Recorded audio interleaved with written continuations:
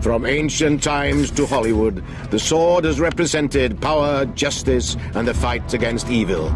It's both magical and deadly.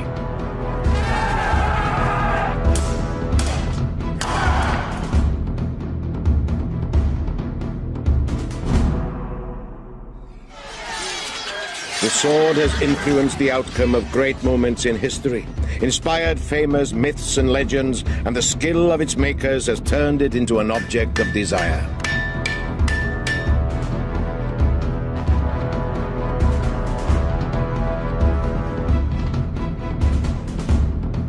It's a perfect fusion of form and function, and it has the power to thrill and appall in equal measure.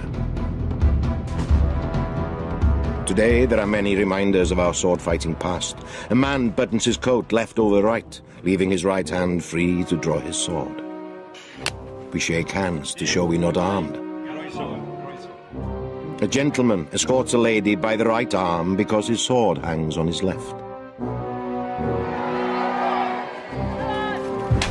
With a touch of a sword, a man is knighted.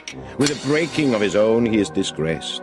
Whole armies were surrendered by the giving up of a single sword. And swords have been ritually sacrificed to the gods in order to invoke their protection. Compared to many wild animals, we're defenseless creatures. So from the earliest times, we've had to make weapons that cut and pierce in order to hunt, to eat, and for defense against enemies. The first weapons were made of flint, honed by flaking, using antler or bone to create a good cutting edge. The first known metal was gold, but it's always been precious and usually belonged to royalty.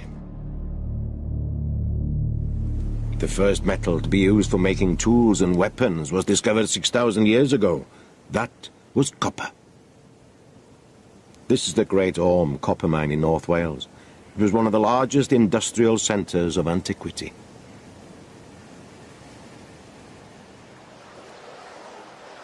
Around 3,500 years ago, copper was exported from here to Northern Europe and the Mediterranean. A copper sword was a top-of-the-range weapon, but it had its drawbacks. Copper is soft, but when it's mixed with tin, it becomes bronze. Bronze is 3 times stronger than copper and is more suitable for casting. This enabled swords of a similar quality to be produced in greater numbers.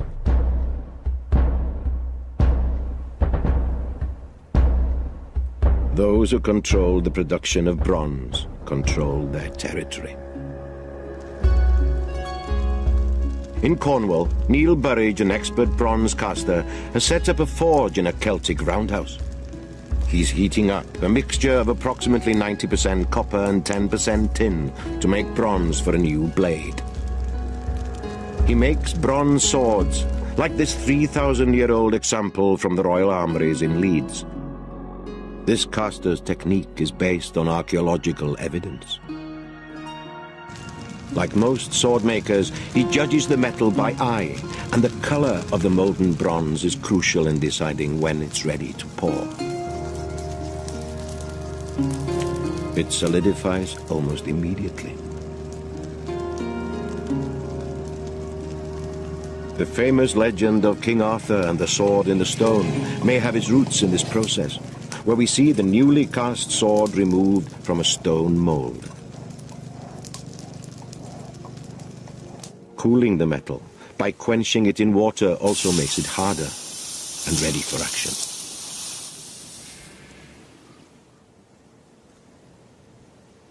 The sword, unlike the spear or arrow, is a close-range weapon. That's what makes it so special, so personal, and so terrible. In much of Northern Europe, the tribal system of fighting put great emphasis on individual bravery, but tactics and a coordinated approach to a battle was seldom adopted. But whatever system of fighting was used, there were still problems with swords. Bronze, though tougher than copper, could still deform in the intensity of a fight. It took hundreds of years for new materials, knowledge and skill to cross the continent. With the discovery and exploitation of iron in 1500 BC in Central Asia, warriors had a harder material with which to make their weapons. The sword was still evolving along with metallurgy.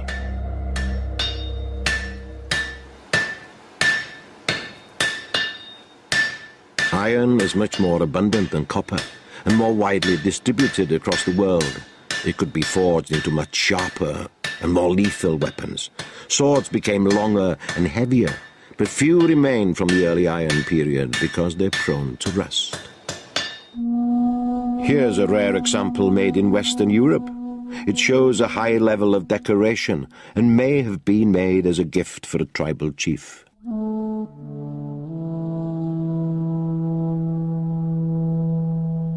Sword makers were highly regarded. Smiths who made instruments meant to take life and who transformed raw material seemed to have power over nature. So if you manipulated the four elements of earth, air, fire and water, you were empowered by the gods to manipulate a fifth element, magic.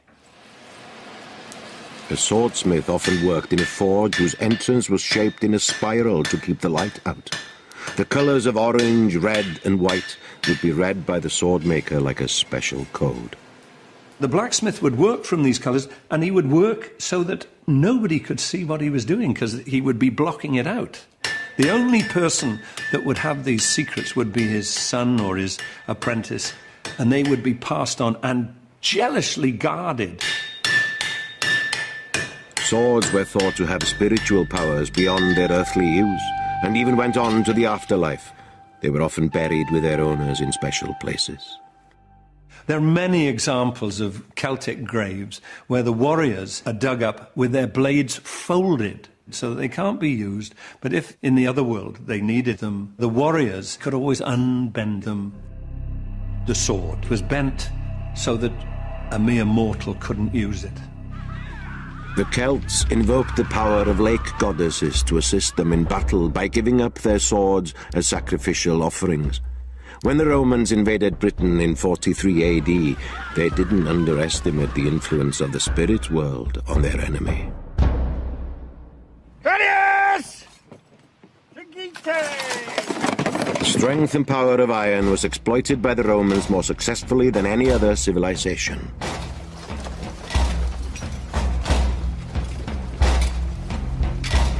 The Romans used new ideas and technologies to such advantage that they dominated the known world for centuries.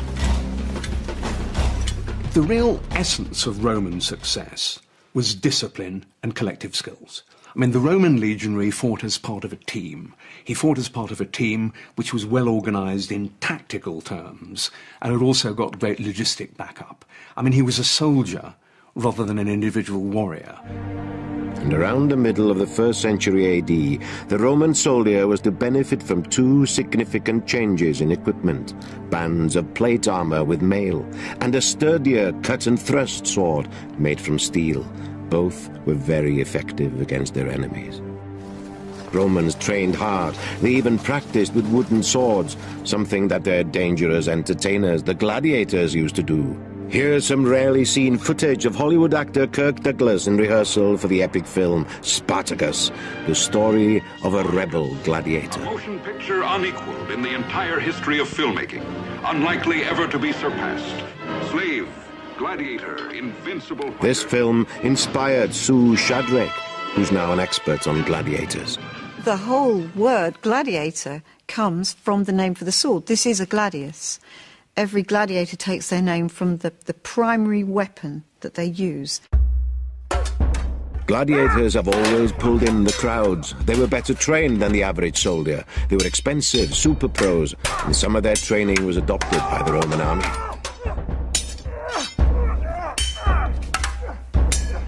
There are even accounts of female fighters.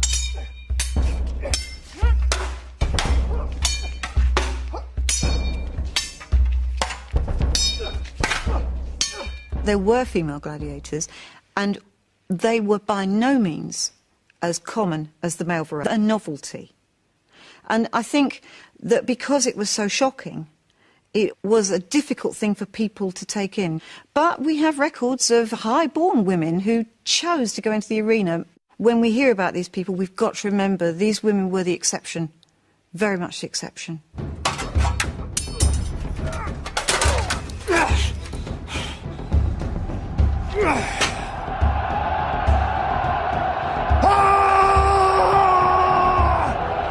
In total, the Roman army had 30 legions of 5,000 men each. They also had as many auxiliary troops recruited from the subjects of the empire. With this, they conquered so many nations. So this was the thing that brought them their riches, their fame, their reputation, and it's always been the weapon that's defined Rome itself. When Emperor Claudius invaded Britain, he brought 40,000 troops with him, 15% of the entire army, and it took 20 difficult years to defeat the natives. The accounts of the terrifying fighting methods of the Celts were written up by the Roman scribe Tacitus. Each Briton behaved according to his character. Unarmed men were prepared to charge to certain death. Even the vanquished now and then recovered their fury and their courage. In their desperate plight, the enemy would show such bravery that when their front ranks had fallen, those immediately behind would stand on their bodies and continue to fight. This is Tacitus talking up the Celts to make the Romans look good.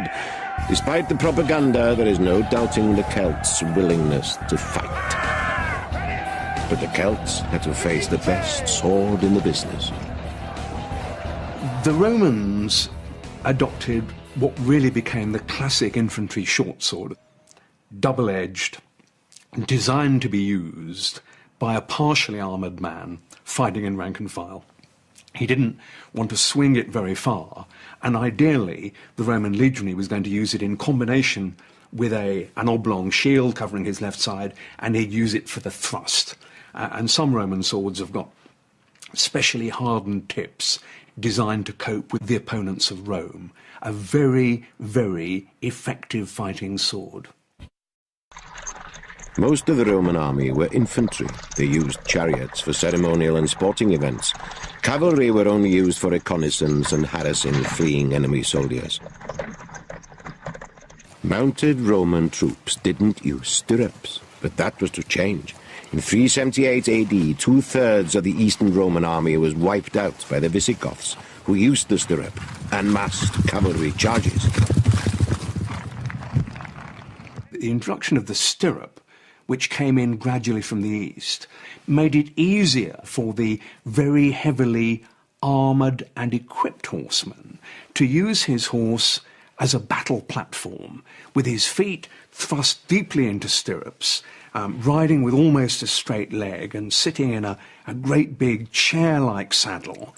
There he was, secure in the saddle and able to use a variety of heavy swords and battle axes and war hammers, really comparatively securely. So from that point of view, the stirrup and the heavy sword went hand in hand. The Romans in Britain moved out to defend their territory in the east.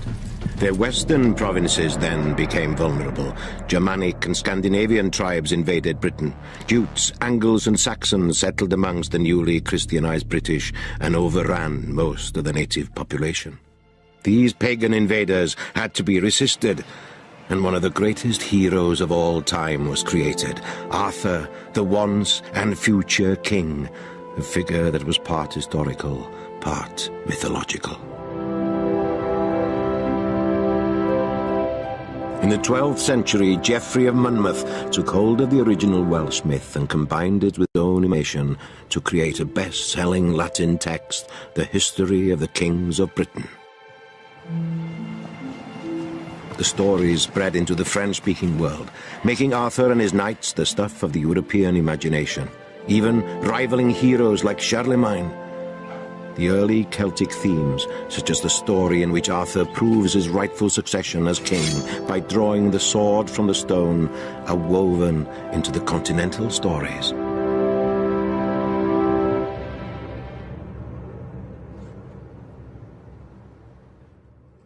Later English authors claimed that the sword from the stone was broken in combat by a Welsh knight, Pellinore. Arthur was saved from certain death by Merlin, who cast a spell on Pellinore. Soon after, Arthur, who had a regard for Pellinore's sword-fighting skills, invited him to join the famous Round Table. Then Merlin took Arthur to a secret place, where the Lady of the Lake magically presented him with a new sword. Arthur was told that his future would be bound to the sword for all the days of his life. This was Excalibur. Arthur was mortally wounded after the Battle of Camlan, and he instructed Sir Bedivere to return Excalibur to the lake. Bedivere was unable to part with the sword, fearing what the future held without Arthur and Excalibur. On the third attempt, he obeyed Arthur's wish and relinquished the sword. Excalibur is a classic example of the way that swords were used in myth and legend. The idea of a sword belonging to the once and future king. The idea of a sword which was not only important in that king's lifetime, but had, in a sense, to be committed back to whence it came. I think that's a very resonant idea, that the sword wasn't left behind after the great man had gone. The sword went after him, so that when he reappeared in a time of great need, he'd have the mighty sword to hand. In the late 8th century, there was a new threat from the north. Vikings began to raid the coast of Britain and Western Europe. For the Viking, the sword was the principal weapon. Its value was considered so great that it was handed down from father to son. If the sword was old or belonged to a famous warrior from the past, then it would have even greater value. Magnus Sigurdsson, a swordsmith based in North Wales, makes historical weapons and knows about the qualities needed in a good blade. Steel is either hard and breaks or soft and bends. A sword actually needs to be hard to keep a good working edge. It also needs to be soft and pliable to actually take the shock of combat and sort of parrying and actually the physical force of a blow. So a sword is a contradiction in terms, speaking in metal, which is why they were always so expensive and such hard work to make. Magnus is going to compare a Viking type of sword with one from the Bronze Age. We'll see how much difference over 1,000 years of technological development has made to the cutting power of the weapons. The first to be tested is the bronze sword. This is 3,000-year-old technology. Magnus is testing the sword on the carcass of a heifer. That's a nasty 8 centimeters cut, but it's not very deep. What we have here is a Viking-style sword, 8th, 9th century, but the blade design carried on to the 13th, 14th century, primarily a slashing weapon. Thank you. The carcass is almost cut in two, proof that swords made from steel are more devastatingly effective than those made from earlier materials. Vikings revered their swords and gave them names like Gramr, fierce one, Mjolnir, decorated one, Fatbiter, biter of legs. The Norsemen of northern France, the Normans, invaded England in 1066. Their Viking-style swords were pattern-welded from soft iron twisted with steel to make them both strong and flexible. The Normans took control of England and Wales. Within 100 years, a new sword culture developed, one based on romantic notions. Inspired by the legends of King Arthur and the Knights of the Round Table, the sword's status was enhanced by the development of the chivalric code, a guide to acting with courage and honor which united knights across Europe.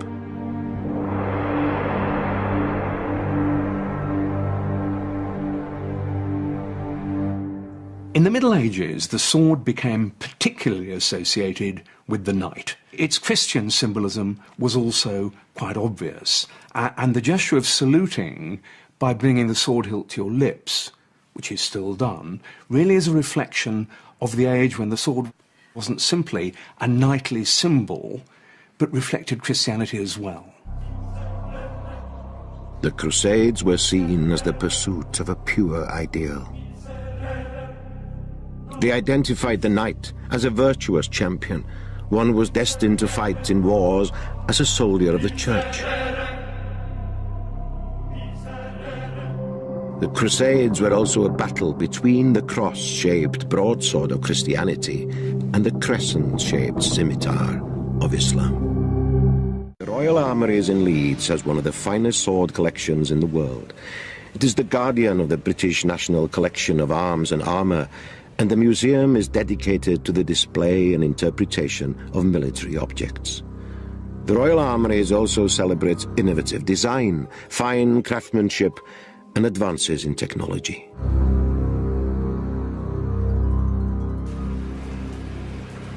Medieval smiths saw the transition from chainmail to plate armour as a response to developments in infantry weapons, such as mail-piercing arrows.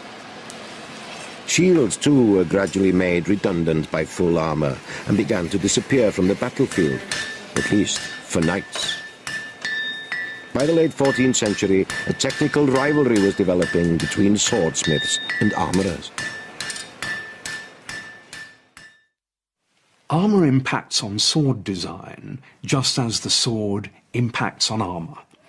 What happens is that you have that classic two-way relationship between attack and defence.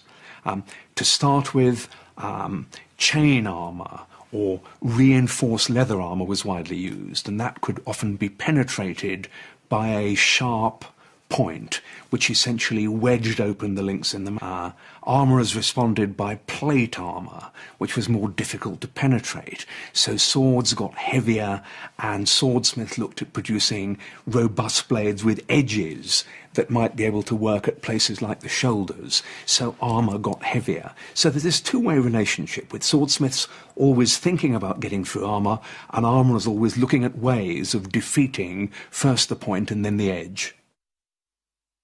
By the 15th century, plate armour was impressive to look at, but what was it like in action? At the Royal Armouries there are international jousting events that put it to the test.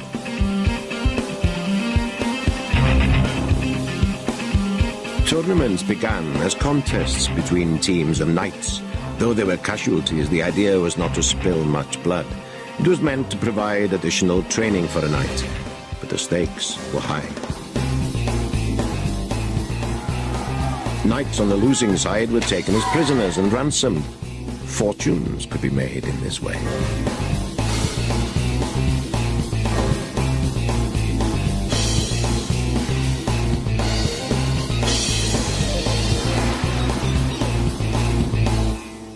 After jousting, knights would often continue fighting on foot. They used two-handed great swords. At tournaments, a fixed number of blows would be agreed beforehand, and knights would take it in turns to hit their opponent. The sword was used as a virtual club.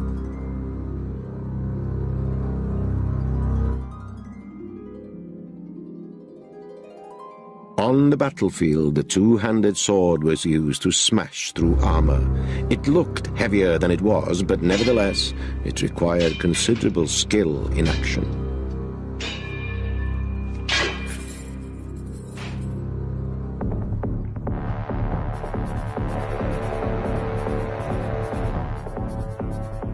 Just how great a risk an armoured knight faced is answered by Dutchman Arne Koits, who wears a mighty eagle helm in tournaments. Even if the visor is shut, you would try and stab through there with the sword, because it's a very big inroad into the brain. If the visor is open, so a knight can see more, then of course you have a bigger target. Depending on the type of helmet, the risk might be the front of the throat or the side of the neck. The armpits are very important. They are a main target. There's chainmail under there, but with a good thrust you can get through the mail and get into the lungs and the heart and other body parts. Ease of movement must be a problem. Plate armour does actually allow you a lot of movement. For example, you can raise your hands right up there. I can actually touch the far side of my head, and I can bring my arms right across. There are all sorts of moves you might use with a sword too. The waist is actually made so that I can make a lot of movement, like this. beweging houden. Dus ik kan bijvoorbeeld nog steeds... I can actually lunge with all this armour. The plates will fold and they'll concertina to allow me to do this. Ook de voeten. The saboteurs on the feet, the knees, everything is articulated, even the top of the legs. Helemaal aan de bovenkant. This is to enable me to raise them because the movements involved are vital. Dus daardoor heb je eigenlijk alle bewegelijkheid die je nodig hebt om te kunnen vechten te voet. Face to face with the enemy was no picnic. What you then had was, in essence, bloody murder. You had two well-trained, heavily armoured men hacking at one another. So we ought not to confuse the knight's chivalrous background with the ghastly nature of what big men with big swords could actually do to one another.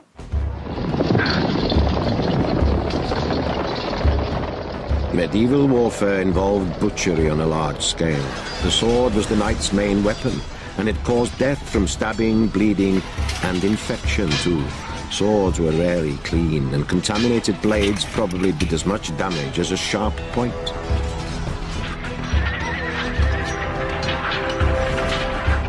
There are those today who still want to fight like medieval knights. In Hammerstein, North Germany, there's an unique sword-fighting event, an international gathering of martial arts enthusiasts who come together to do battle in the style of the early 15th century. The contest is sponsored by Welsh company Knights Gone By. They supply weapons and costume for battle reenactment from all periods, but specialise in the Middle Ages. Some of the action is held at the local leisure centre. These fighters are using steel swords and small shields called bucklers. This is a competition, not a demonstration.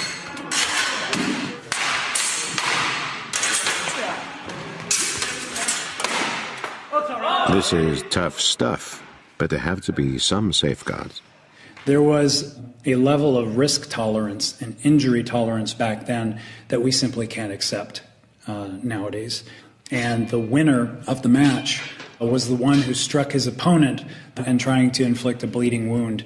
So when you have a culture that breeds fencers who are used to that level of intensity, of competition, you're going to see certain skill levels, I think, that we're probably never going to attain. But in terms of getting close as we can, in terms of actually carrying out the techniques in a combative situation and making them work, I think we're getting pretty close to that. Judges are looking for a number of qualities that range from attitude to technique.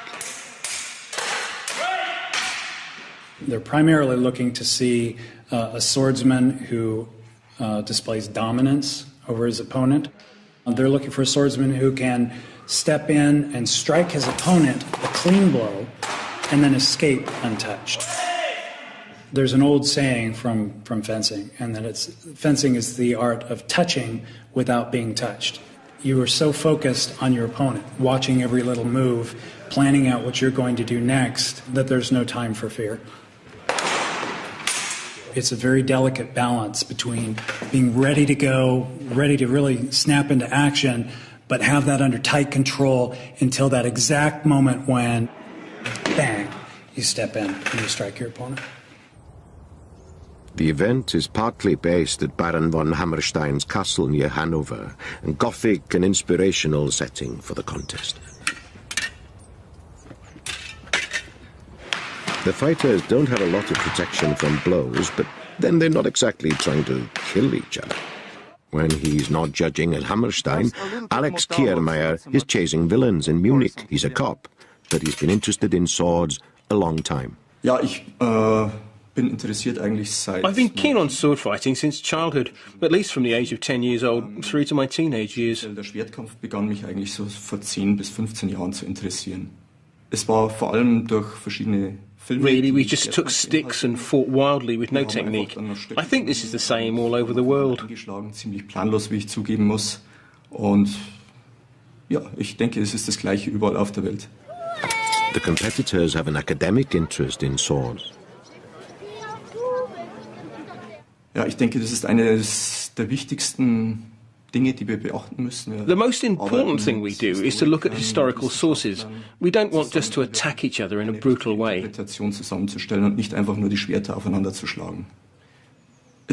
It feels good to use a sword correctly. For me, it's all about controlling my ego, controlling the opponent and the distance between us, and not to lose my overall game plan.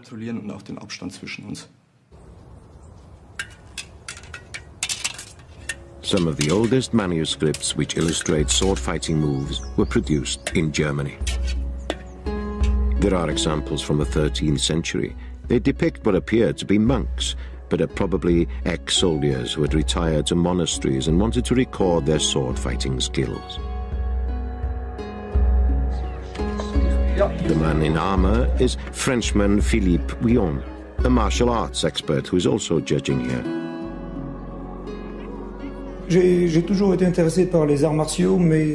I've always been interested in martial arts, but medieval manuscripts have only been available for the last 10 or 12 years on the internet and other digital sources. There are guides available in Italian and German, and I'm studying the medieval master, Sigmund Ringegg, who is from the longsword tradition. Medieval fencing is technically difficult. We can recreate it as closely as possible. But in an event like ours, emotions run high.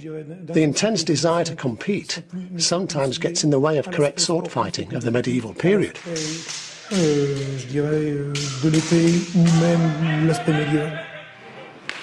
They don't only use steel here, bamboo swords, some clad in black leather, also pack a punch.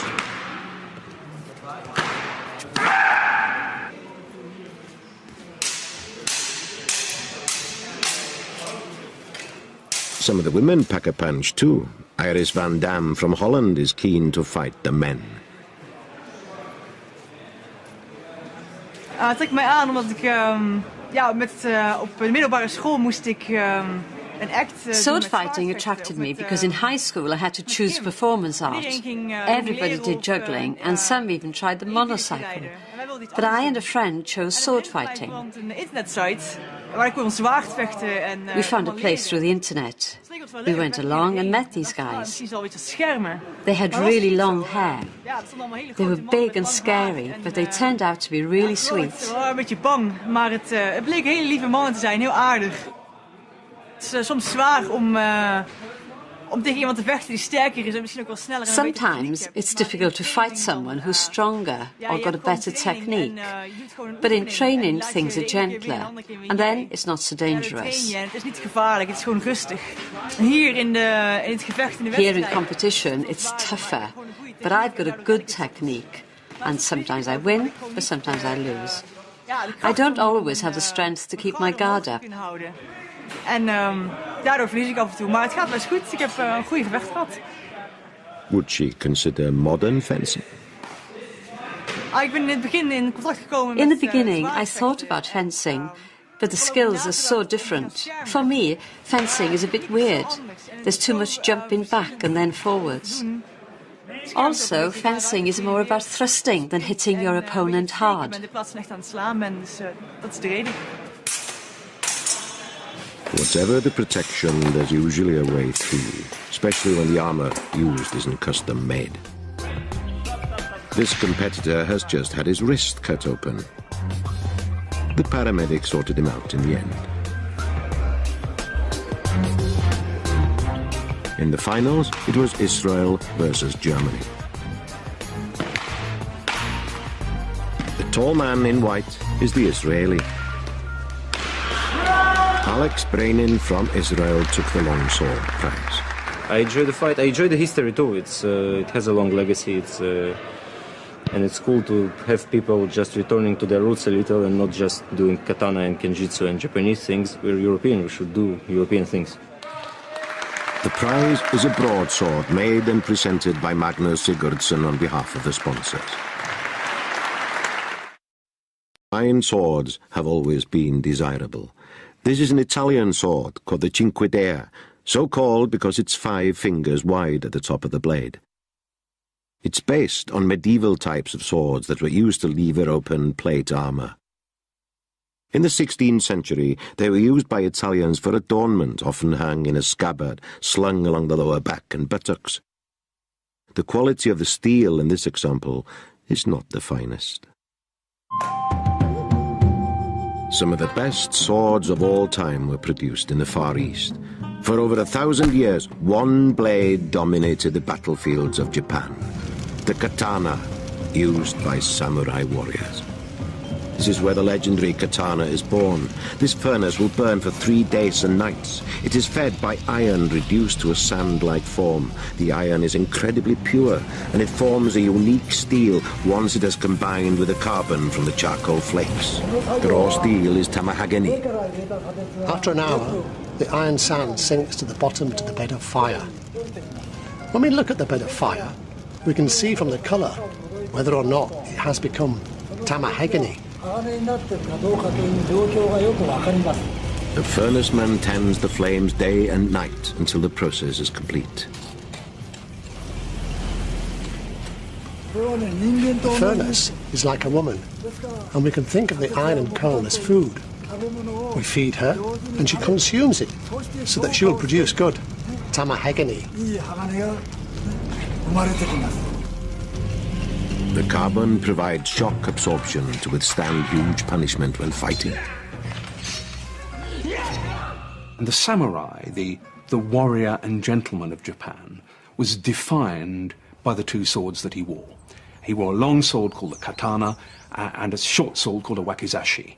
And almost no one else in Japanese society was allowed to wear a sword.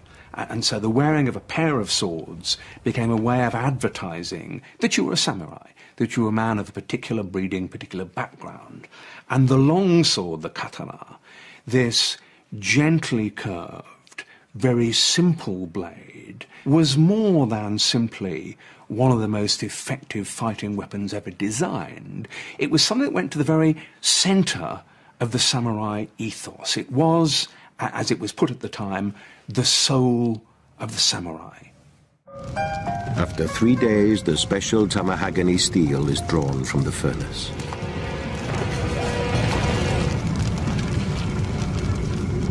The swordsmith leads a spiritual way of life. He prays to Buddha for a perfect sword. The forge is regarded as a sacred site. In all countries with a martial tradition, the sword has been elevated to a symbol of power and justice. But in Japan, it's more than this. The samurai's spiritual development was achieved through the way of the sword. The tamahagani is covered in paper with the holy script. Then a light covering of clay and ash are added to limit the amount of air in the process. The hammering welds all the pieces into one and drives out impurities. The katana is now a block of steel, but then it is folded. A dozen folds creates over 5,000 layers of steel. In most cultures, the smith has an important role. I mean, he's the man who is putting into the sword more than simply practical qualities. He's imbuing it with something of himself. He will very often make the process of forging the sword quasi-religious. He'll sign it with pride, so much so that good swordsmiths often had their signatures counterfeited, almost like good artists might. In Japanese society, this takes a very extreme form, and the smith would abstain from drink and from sex and would almost become a monk for the period of forging the sword. And the sword would have in it all sorts of qualities. And it was said that a particularly famous Japanese swordsmith would always make swords that had a particular thirst for blood. He was a skilled smith, but his swords somehow were evil. Samurai warriors were an elite class. Their particular Buddhist belief meant they had no fear of killing or dying. Raids on Korea and China gained riches for the warlords of medieval Japan. The katana sword brought wealth. It was a blade of distinction.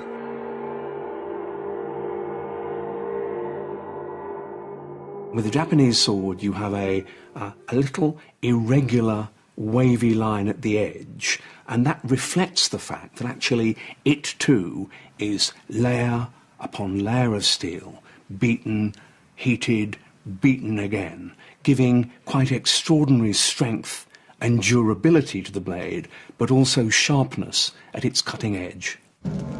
Katanas were made from two kinds of steel, hard on the outside but with a softer core to give toughness and flexibility.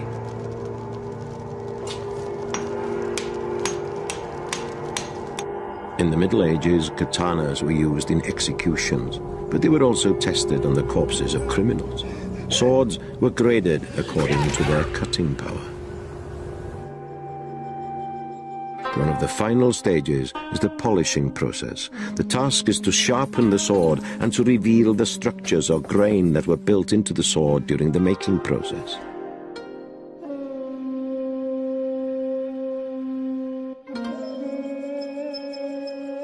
Eventually, the beauty of the metal shines through, and the hard and soft layers are revealed. The samurai was always close to his sword. At night it remained by his bed. It was a sign of his authority, and only death would part him from it. But which is superior, the Japanese katana or a medieval broadsword from the same period? The katana is light and enables the swordsman to move and cut quickly. The broadsword is heavier, but just as sharp. By the time the katana has made 3 cuts, the broadsword will only cut once. This sword may be made today, but it embodies centuries of knowledge. While the samurai were at their most powerful, Europe was entering the age of enlightenment. In the West, the Renaissance of the 15th century brought about a new age of learning. Between 1450 and 1500, more books were produced than in the previous 1,000 years. The development of printing allowed experts to reach a wide audience. The publication of guides to sword fighting proved popular. It wasn't long before these ideas were exploited by the theatre. Shakespeare took his fencing seriously. There are over 400 references to swords in Shakespeare's plays. Stratford, the home of the Royal Shakespeare Company, regularly puts on the great bard's plays.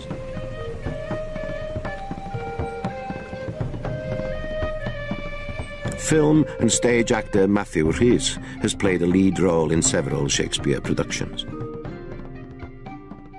Within the 3 productions that I did there, the 3 different styles of fighting were completely different. The Macbeth, for example, we used samurai swords. The Romeo was very true to its time. We used rapiers. And then the Edgar Edmund fight, we used broadswords. I think the true mark of a good fight arranger, fight director, is they will think how the characters would fight. It's not just about devising a good fight, but how each individual character would fight. So Edmund, for example, who's very devious, sinister, had a very nasty style of fighting, cheating and underhand tactics, whereas, you know, Romeo the romantic is upright and sort of beautiful footwork. Hollywood actor Ioan Gruffudd, who starred as Lancelot in Touchstone Pictures' King Arthur, recalls his stage fight training. The swordmaster at RADA would always remind us that we were never in any sort of neutral pose whilst the sword had been withdrawn.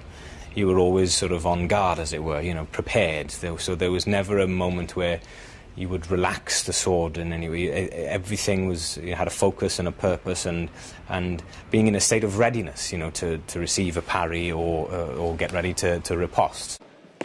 Dangers must be considerable. It's very dangerous, as I'm not sure if you can see, as I can prove, and that's with a blunt sword.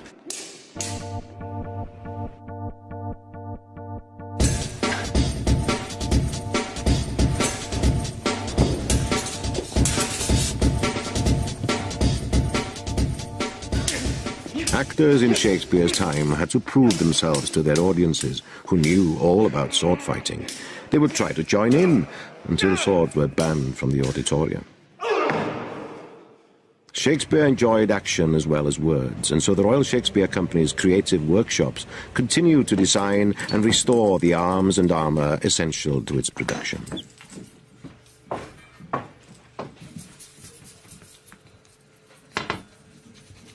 Julian Gilbert, the company armourer, has been with the RSC for 25 years, and his sword collection is a favourite with fight directors. Weapons and props from this armoury are not only seen on stage, but in the cinema too. Feature films like Gladiator, Braveheart and Elizabeth have used the Royal Shakespeare Company armoury to equip its stars.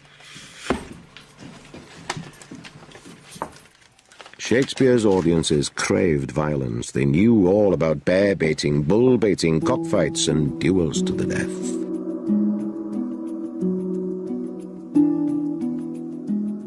Actors, though, had to fence safely in order to do it nightly. Animal bladders would be filled with sheep's blood and squeezed to feign a wound. In his stores, Julian has many props to help tell a story. In the theatre, just like film, sound is important in conveying authenticity. The swords on stage have to sound like the real thing. Yes, these are from the type that Matthew Rhys would have used in a production of Romeo and Juliet and King Lear. And this is an interesting one because it's made from an aluminium alloy and it sounds absolutely beautiful when struck. It's a really nice ring. But unfortunately you can't use the alloy sword against the steel sword. It has to be used against itself. Otherwise the steel sword will literally cut straight through this alloy one. Shakespeare learned to fence in Blackfriars Theatre. He was taught by an Italian, Vincenzio Saviolo. At the time, the sword was still the weapon of choice in a fight. The sword was soon to bow to a new and terrible weapon. Gunpowder had been invented by the Chinese in the 9th century and was originally used by the artillery. By the 16th century, it had been developed and used in handheld muskets.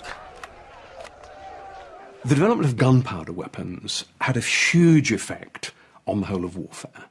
It meant that armour was really going to disappear.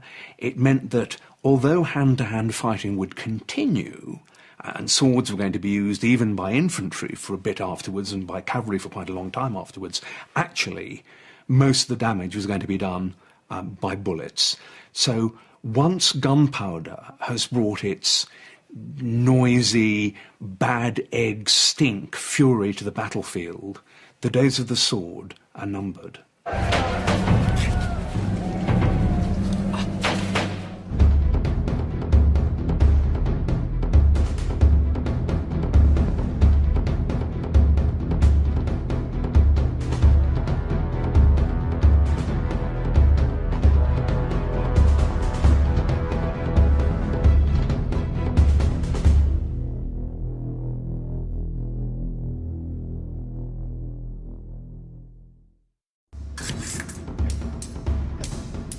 From ancient times to Hollywood, the sword has represented power, justice, and the fight against evil. It's both magical and deadly.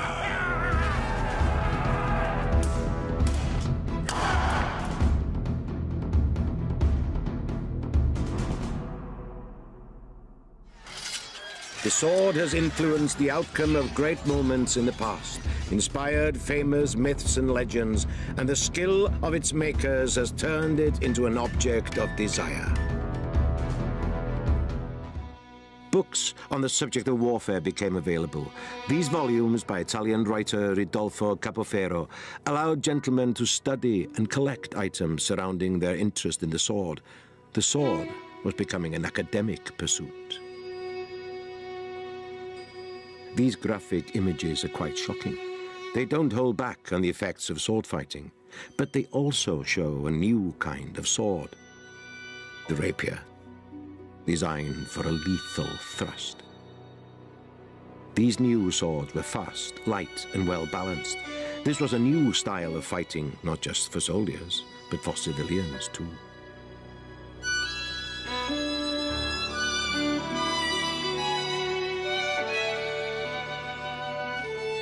These illustrations are part of a collection owned by Malcolm Fair, editor of Sword magazine and owner of the British National Fencing Museum near Malvern. A former British junior fencing champion, Malcolm is also a veteran Commonwealth title holder. His collection focuses on the non-military use of the sword.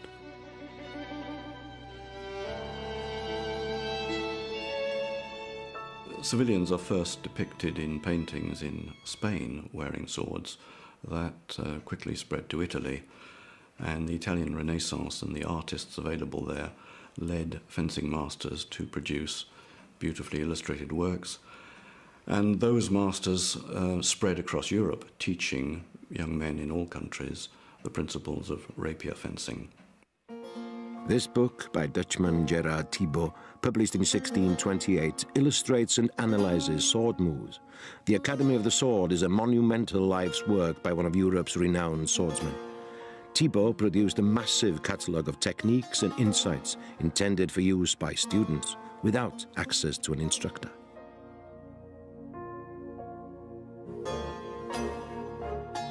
Thibaut himself was an enthusiast of the Spanish rapier. Its long, narrow blade produced the perfect straight line used to intercept an opponent's weapon.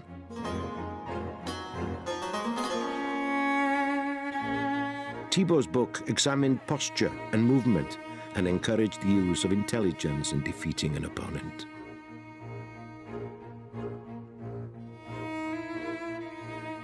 It was the essential accessory for the young man about town.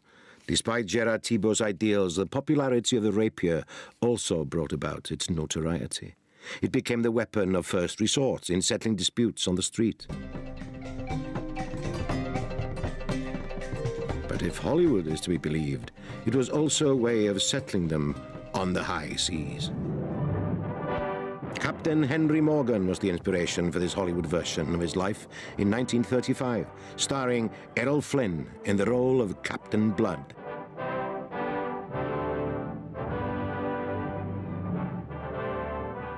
His flamboyant style suited the rapier. Swords, not pistols, provided pirate films with most of their devil-may-care action. Then I'll take her when you're dead.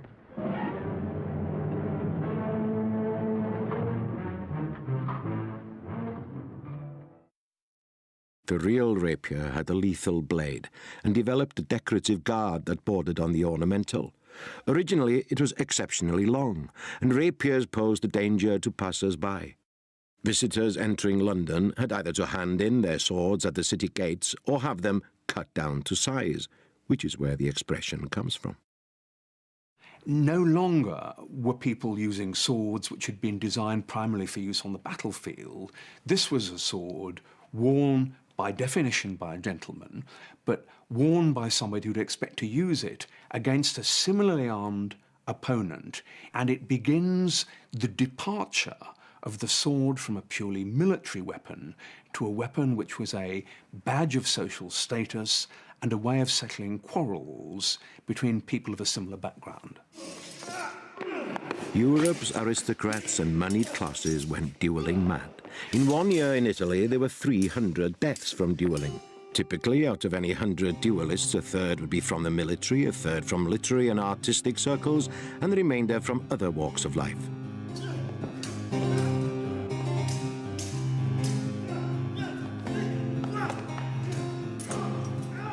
At the court of Louis XIV, fashions changed, and there was a need for a smaller court sword. This is the sort of sword that evolved with a hollow ground, triangular blade, a very sharp point, and it could be manipulated much more easily than a rapier, and consequently it was much more dangerous. Men fought at the slightest provocation at any time of the day or night, by moonlight or torchlight, in the street or behind closed doors. If you wanted to defend your honor, you needed to have some skill, especially if you had no military training. Swordmasters established themselves in salons and taught self-defense.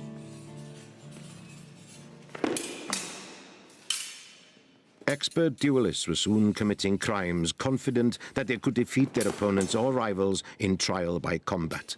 Social reformers, politicians, and even senior military figures began to view all duels as a social evil. Despite the anxiety, the madness for dueling continued. If you were a gentleman in the 18th century, you needed to learn how to shoot a pistol, and you needed to learn how to fence, because you were quite likely either to be challenged to a duel or to be put in circumstances where you'd have to challenge somebody else. And you needed to be able to use a gentleman's weapons, sword and pistol. So learning to fence was really very important, because as a gentleman, throughout the 18th century, you'd wear, under almost all circumstances, a weapon called a small sword, which is really a reduced weapon of the rapier.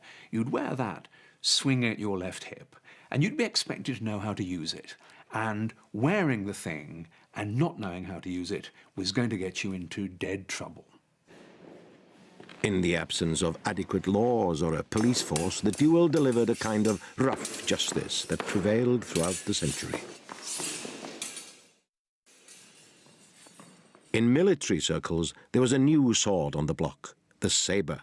Developed for use by the cavalry, it was curved and based on designs from the East.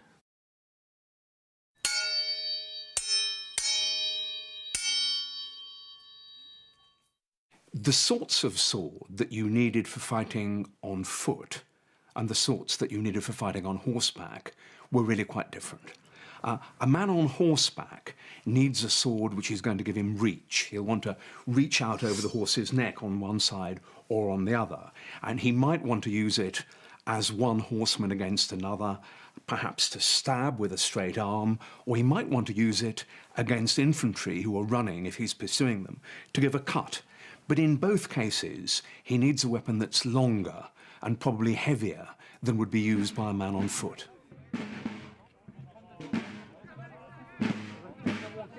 In the first decade of the 19th century, the Emperor Napoleon had turned the French army against every major European power. But a coalition of forces defeated Napoleon at Leipzig and exiled him to the island of Elba. In 1815, he escaped from imprisonment and reformed his army with astonishing success his enemies. His army were veterans of earlier campaigns, which included a formidable cavalry.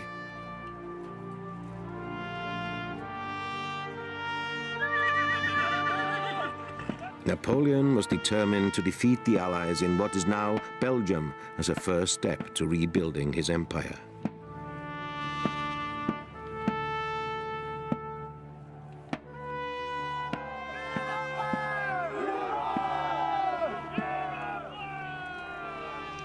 The French faced an army of mixed nationality, a British, Dutch and German army of 80,000 troops under the command of the Duke of Wellington were to oppose Napoleon at Waterloo.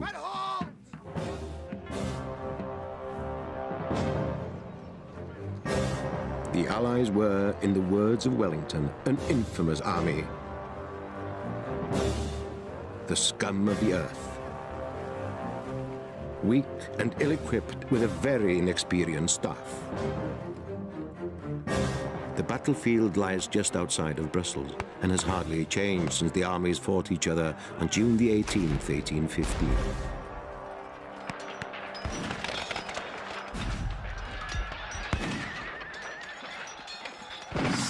One of the first attacks was made by the French heavy cavalry. Surgeon and historian Mick Crumplin has made a study of sword injuries at Waterloo. I think the two basic types of injury that can be caused by a weapon are those caused by a sharp pointed end and that caused by the downward sweep and the slashing effect of a sabre such as this.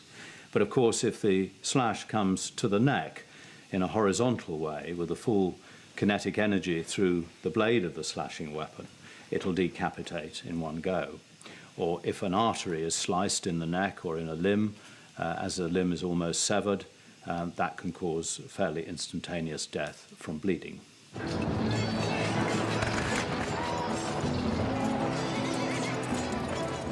The British cavalry were led by Lord Uxbridge, who famously lost his leg in the battle but continued to direct his troops. They faced Napoleon's heavily armoured cavalry. A thrusting weapon such as this French cuirassier's sword, with its long blade, and if you reach down from a horse with this, you can reach down a long way towards your opponent, and should it pass through just muscle or skin, it's not going to do much harm. Particularly in the heat of battle, it might be barely noticed. But if that point were to pass through the chest and the heart and the lungs, there would be fairly instantaneous death. During the Napoleonic Wars, British cavalry used the 1796 pattern sword. For light cavalry, it was curved and heavy, and it was a vicious sword. It was like a meat cleaver. It could lop off arms and ears and that sort of thing. It was very unpopular with the French. The French surgeons were complaining about the terrible slicing injuries caused by this particular sword, which was a very effective disabling weapon, and it produced the most horrific injuries. These paintings were made by the surgeon and artist Sir Charles Bell, who attended the wounded on the day of battle. The French cavalry sword, which tended to be straight, didn't inflict such dramatic wounds, but just a couple of inches of the point anywhere in the body was enough to kill, whereas the 1796 pattern light cavalry used by the British inflicted lots of terrible wounds, but killed people comparatively rarely. So one looked awful, the other did the business relatively simply.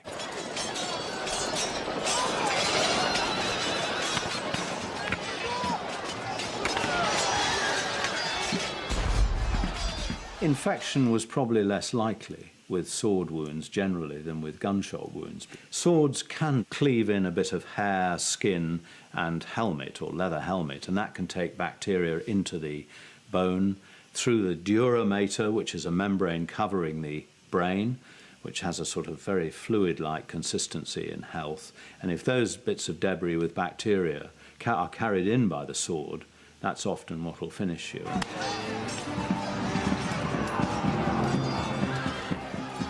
There were many brave actions on the day. Sergeant Charles Ewart of the Scots Greys described how he took an eagle standard off the French. I had a hard contest for it. The enemy made a thrust at my groin.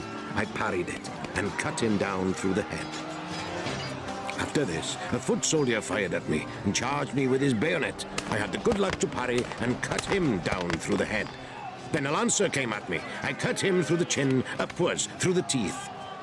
Thus ended the contest.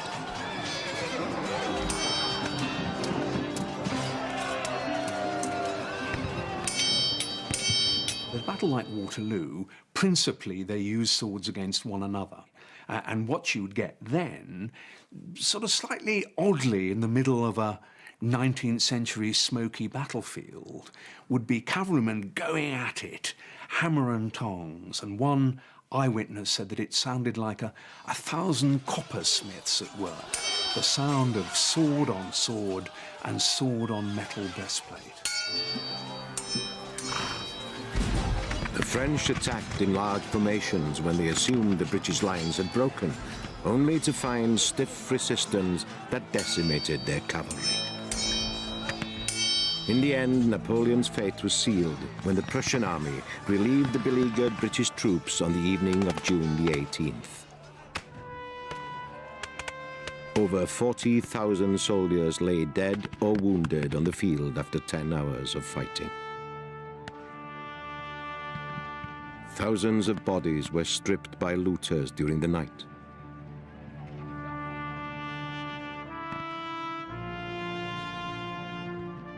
Though the French had lost the battle overall, their cavalry, with its straighter, stabbing sword, was more effective at killing the enemy. This was the style of sword the British Army would use in future.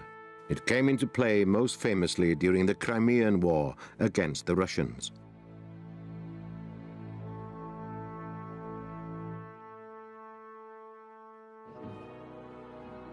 Outside military circles, things were changing fast.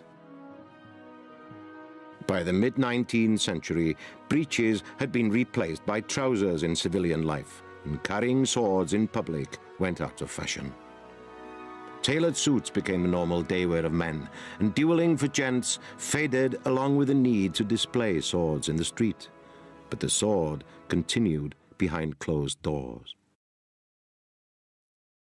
It was still a way by which young men showed courage and honour. At least, that's what they claimed in Germany. The Mensa was, and still is, practiced in the older universities. A duelling scar became a badge of honour, a rite of passage for students, and a nod to their ancestors who might have used the sword in a life-and-death struggle. German sword-fighting instructor Alex Kiermaier explains the background of the Mensur tradition. Don't worry. Die Mensur entstand eigentlich aus dem Bedürfnis heraus, sich zu duellieren. The Mensur grew out of the dueling tradition.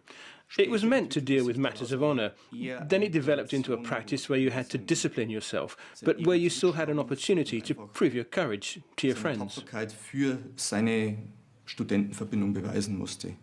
Ja, ich denke, viele Leute, die das heute betreiben. Many people who fight in the Mensur nowadays have a kind of macho approach, and they want to show how tough they are.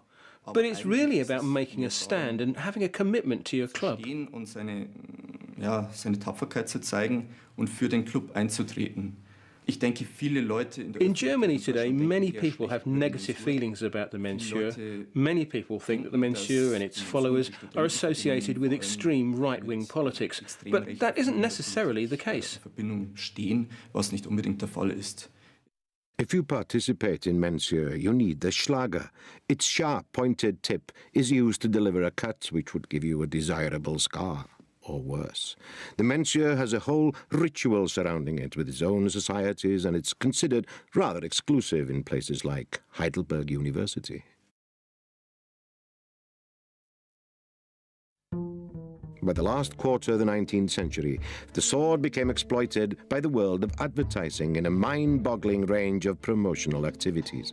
Even the world of soft porn saw the attraction of its phallic form.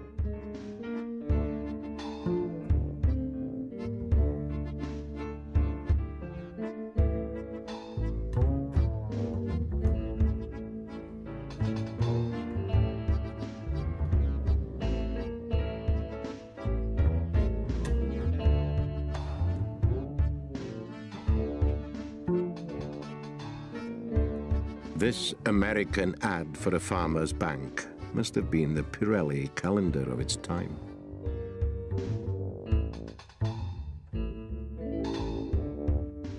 The magic lantern was replaced by early film at the dawn of the 20th century. Recreation and sport became more widespread among all classes and sexes. And this is an early attempt to fight the women's cause. It seems that the woman has outfenced the soldier, and he's trying to make excuses to his buddies. He must have been blinded by the moonlight or something, and if that didn't get him, the First World War would. The military still clung to swords. Tradition demanded it. The old guard were convinced that there was still a role for the cavalry in 20th century warfare. When the First World War began, there were over 500,000 horses in military service.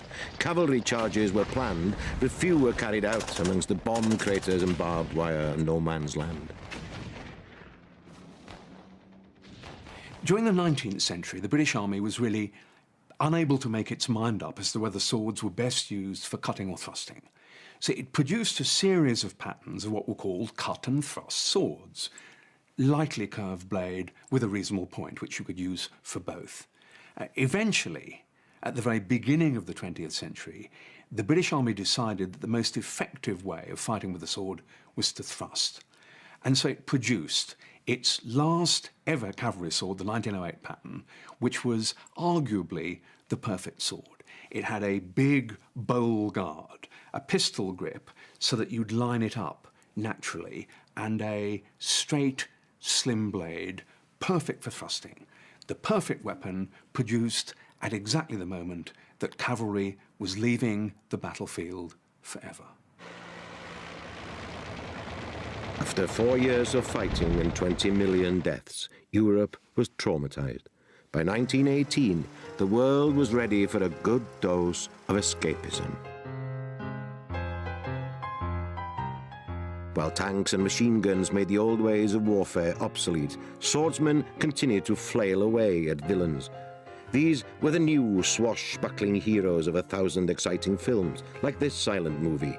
It's based on the Three Musketeers.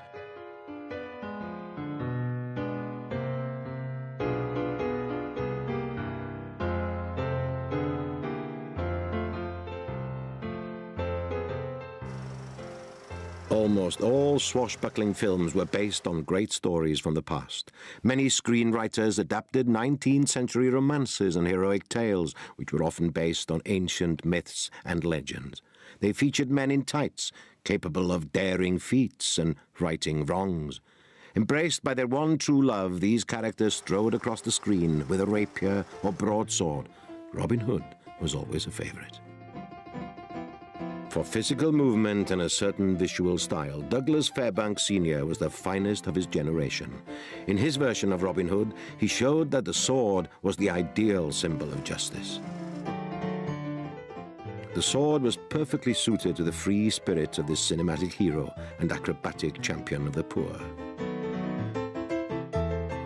Fairbanks' athletic prowess and dashing good looks made him the king of Hollywood.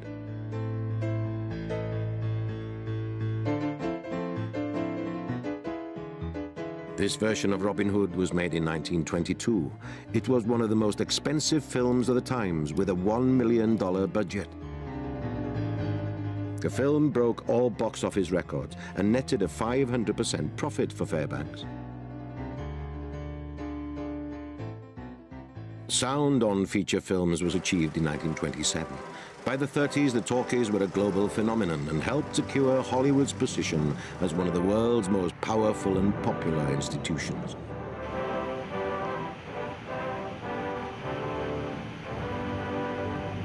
With the coming of color, older stories were remade. Robin Hood was ripe for a makeover, this time with Errol Flynn in 1938. Once again, the film shows the aristocrat turned outlaw pitted against the Normans and the arch-villain, the Sheriff of Nottingham. Now, this forest is wide. It can shelter and clothe and feed a band of good determined men, good swordsmen, good archers, good fighters. Are you with me?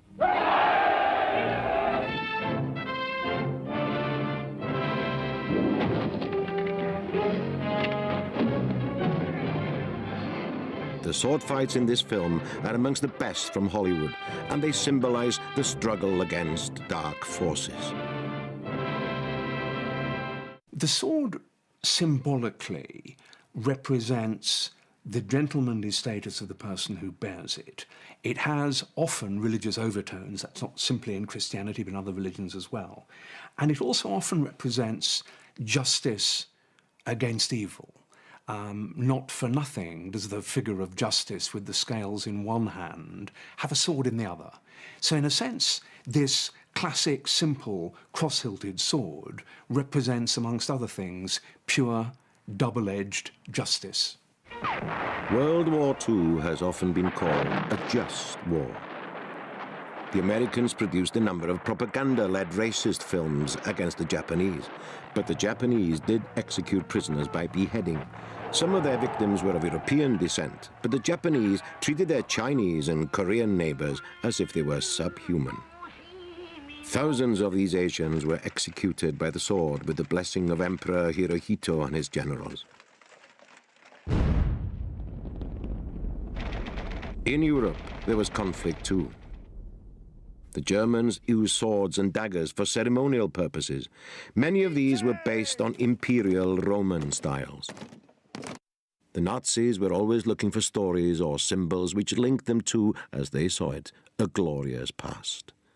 Many of the daggers were made in the town of Solingen, famous in medieval times for the finest broadswords. In 1945, Hitler was defeated. As the Second World War ended and society stabilized, new theatrical productions were made for radio and cinema. These were mimicked by children at play and reflected the actions of their heroes. In the movies, the sword was a central prop in many epic films, including Alexander the Great, starring Richard Burton. The film was made in 1956. Alexander, conqueror of conquerors, whose ambition knew no bounds. It's the story of how Alexander united the Greeks against the Persian Empire, and how he went on to conquer all before him with sword in hand.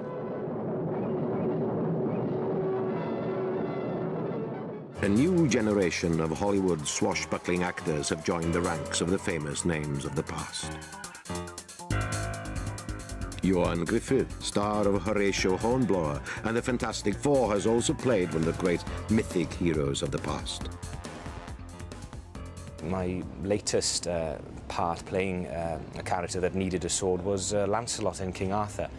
And there I got to brandish two swords on the back of the horse, which made for a very sort of sexy unsheathing of those swords. They were sort of on a leather satchel on my back, and when you unsheathed them there was sort of a sexy moment and a very sort of defining moment for the character. Well, it looks incredibly real when you see it on film. So when we are actually working together, because it is work, it's not sort of pretending, we are, going for direct hits that we've choreographed very carefully. You'd start very slowly and deliberately. I go here, you go there, and this happens, until it starts to instill itself in your muscles and in your muscle memory. Matthew Rhys is another Hollywood actor who knows about the risks of stage fighting from playing several leading Shakespearean roles. Part of the excitement or the adrenaline for me is knowing that if something does go wrong, a large element of yourself is responsible for getting yourself out of it, either defending or parrying or making sure you don't get hurt. One can cheat the idea that I am actually trying to cut your head off with an intention rather than actually physically going for somebody's head. The culture these days is gun associated, and as my fighting teacher always said, that anyone can pull a trigger, but the sword itself is an extension of you. It's basically an extension of your arm. Therefore, it's really only your skill that, in its purest form, that differentiates life and death. It's down to you. One of the biggest films that shows life and death struggles was produced in 1960. Many of the sword-fighting scenes directed by Stanley Kubrick were cut from the final release print because at the time they were thought too gory for the audience. Starring Kirk Douglas as Spartacus, slave, gladiator, invincible fighter. The film won 4 Oscars at that year's Academy Awards ceremony. A fitting tribute, as the Oscar statuette actually holds a historic sword in his hands.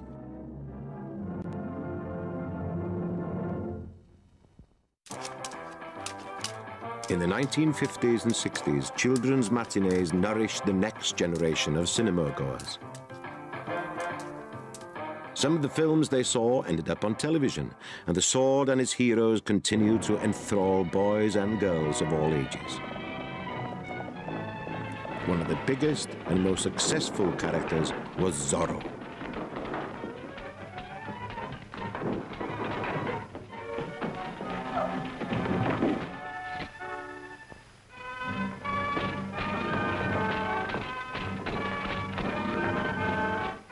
The story of Zorro is set in old Spanish California, where the hero fights for the ordinary people against a tyrannical governor. Zorro uses a short rapier, similar in style to the weapon found in many fencing academies today. Leon Paul is Britain's biggest and oldest sword fencing manufacturer. The company, which was established in London by Frenchman Leon Paul in 1925, has an international reputation. Paul began as a fencing master and soon after started to produce his own equipment.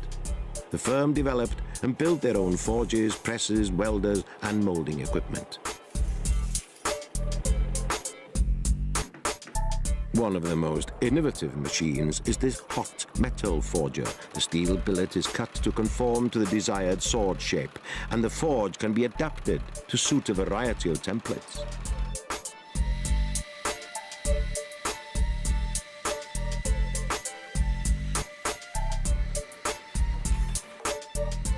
The grandson of the founder is Barry Paul, the current chief executive of the company. He's a former British foil champion and Olympic fencer and understands the virtues of keeping everything in-house. And of course, manufacturing yourself gives a huge advantage of flexibility. You can make new things, try new things.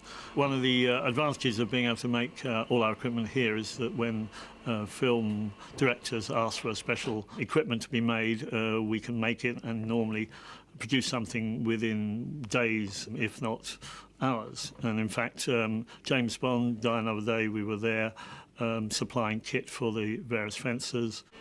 Special kit was needed. James Bond wants a left-handed one of those, or the villain needs something in black or something. So it's a great advantage being able to make stuff yourself. The founder, Leon Paul, was in demand as a stage fight director. He taught film actors after the Second World War, since when his grandsons have followed in his footsteps. The costume, essential to the sport, is also made here.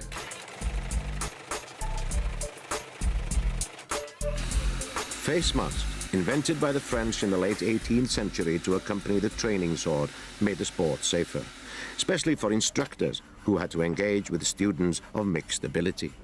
It wasn't unknown for a swordmaster to lose an eye while teaching a novice.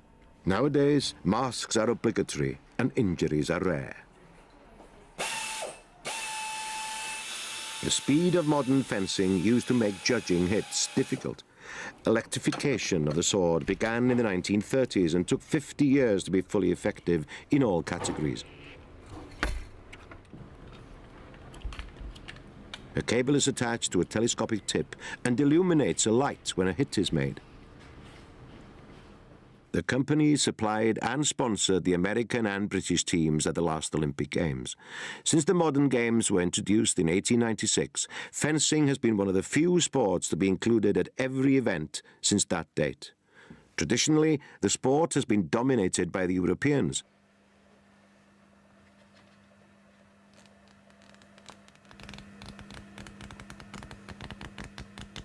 Currently, the most successful nation is France, with Italy and Germany close behind. But the Americans and Chinese are catching up.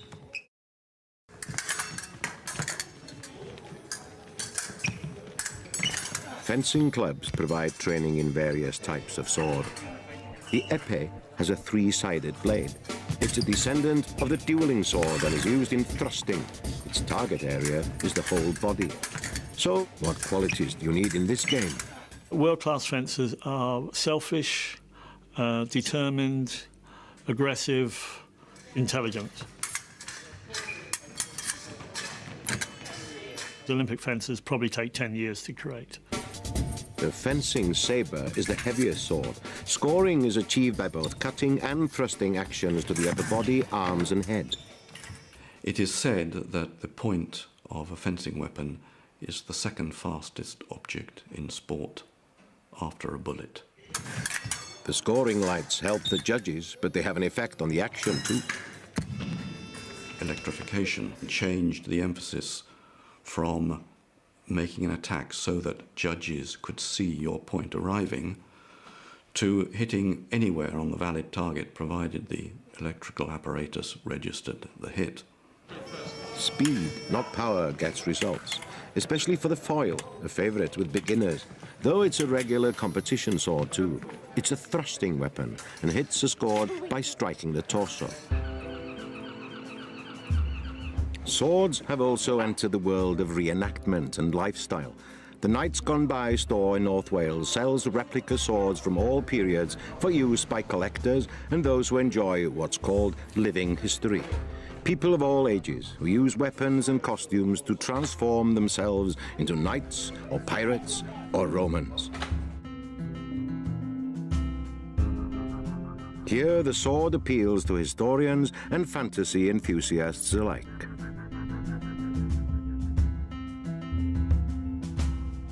For those who want to connect with the spiritual roots of sword fighting, there's Kendo.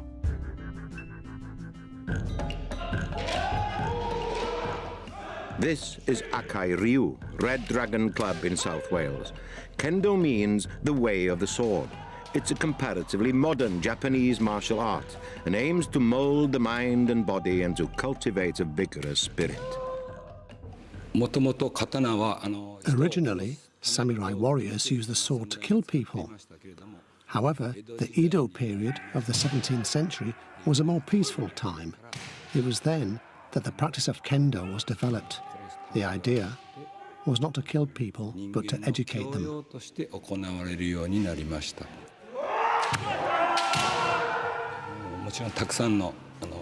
There are many elements to kendo. An honest heart is most important. We can easily build up a strong body, but it is difficult to build up a true and honest heart. With a good heart, you can be open to many things and see many things.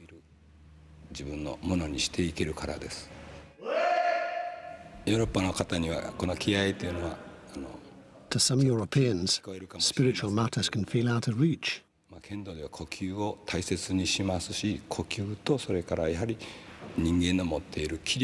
kendo, spirit is important. Breathing, willpower, and spirit are all connected in kendo.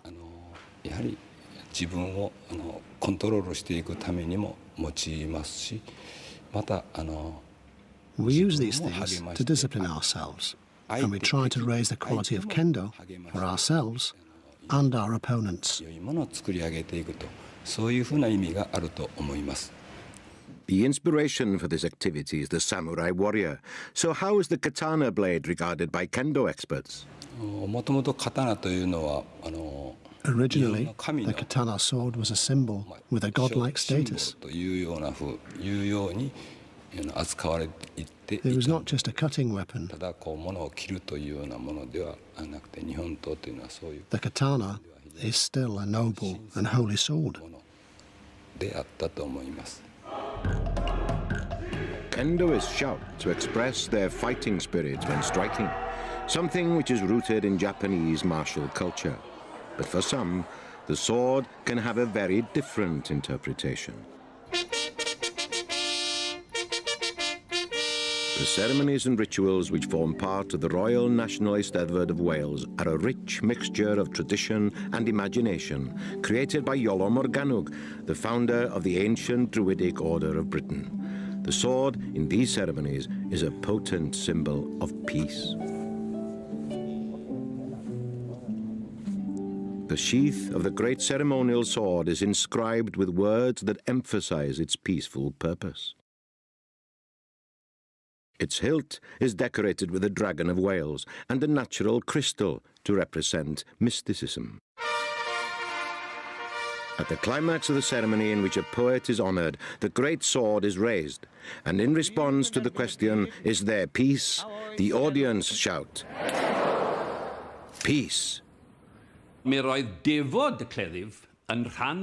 The sword ritual was a part of Iolo's godsedd from the beginning in 1792.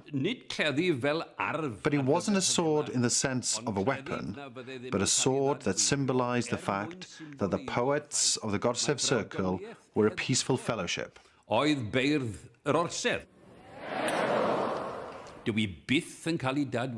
The sword is never fully unsheathed and is not held by the hilt. This is not a sword meant for killing people. In military circles, the sword no longer has a role as a weapon, but is used symbolically to represent rank and power. Wilkinson's sword was one of the largest suppliers of swords to the armed services. They were particularly skilled at making decorative officers' swords. Officers got their uniforms from their regimental military tailor, and they offered the young gentleman the sword, and they were known to be, not of the highest quality. They could easily bend or break when they were used, and this annoyed Henry Wilkinson so much that that's why he embarked on the venture to make Britain the makers of the finest swords in the world. For 200 years, the company supplied all ranks with cold steel. But with a reduction in the size of armed services in recent years, Wilkinson's changed direction. The sword part of the business was sold off. Sword hilts are covered in shark or ray skins, which provide good grip. These traditional techniques have remained part of the production process despite the changes in company ownership. The German company, WKC, based in Solingen, a traditional sword-making area, bought some of the equipment from Wilkinson, but the British firm Pooley Swords also acquired many of the drawings, records and machinery. Pooley's sent the heavy equipment out to India for the forging of blades. India was for hundreds of years renowned for the quality of its metalwork and weapons. All the new generation swords are made from carbon steel. Then they're sent to England for finishing and assembly.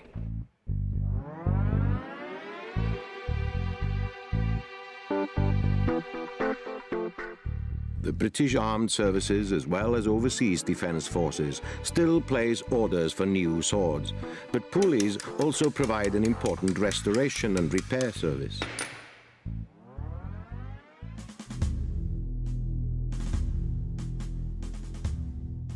Etched blades usually carry the defining insignia of a regiment and confirm the sword as a ceremonial weapon.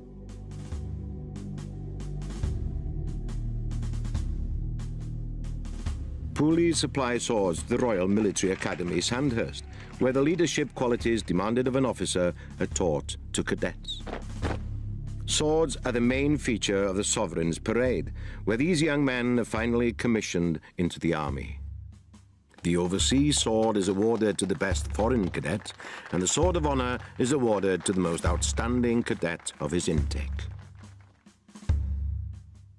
History is a source of pride to armies, and swords provide some continuity with the past. But there are also swords for kings and queens. This sword was made to commemorate the coronation of the British Queen, Elizabeth II, in 1953. The sword is in the style of an épée, decorated with precious stones.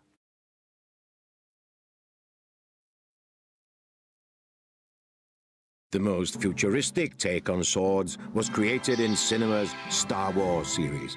It introduced lightsabers to the world and still inspires fans who want to save the universe, like these Backstreet heroes. Despite Star Wars being the most technical tour de force on screen, when it comes down to saving the universe, it's flashing blades and a sword in hand that the filmmakers chose. Throughout human history, edged weapons have enabled us to hunt and to defend ourselves. From the Stone Age, with its flint knives, to the First Age of metals and the earliest swords, our ancestors have fought and made blades that enabled great civilizations to succeed. The seeds of that success have also produced the dark side of human activity. But where there are villains, there are heroes. Ancient myths and legends have sent us sword-wielding saviors to protect us from evil. The sword story constantly throws up episodes in which religious or political conflicts have tested our mettle. The 13th century was a high mark for the sword, since when it's fought for its place at the great events that determined our future. Civil wars and revolutions have seen its bloody contribution, but it's also been exploited by artists and writers and been turned into a sport fit for kings and emperors. Horses gave swords a place on the battlefield, but with the coming of the 20th century and military mechanization, swords had to find an alternative role. Adventure stories and popular cinema provided it, and inspired new generations of young blades to test their courage. The sword has symbolized the fight against evil, so it's no wonder that most societies have celebrated the perfect sword.